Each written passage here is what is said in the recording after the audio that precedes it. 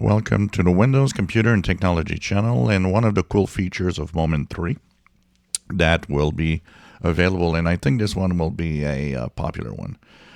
When you get, of course, two-factor authentication on different apps or different services that you use, one of the things that is always, the problem is getting that code and then putting that code in the proper place.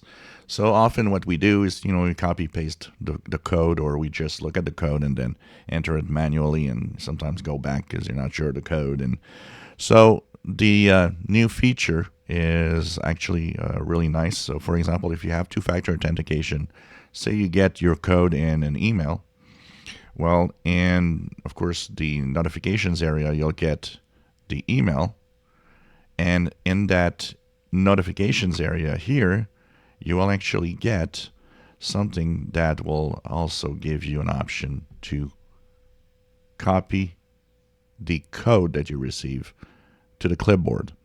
So that is very useful. You can just, click the copy to clipboard, and then you'll be able to paste that code in any window that you are opening that might require the code to be entered.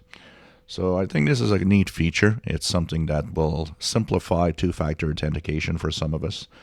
And it works with mail, but it also works anything that actually can pop up through the notifications area.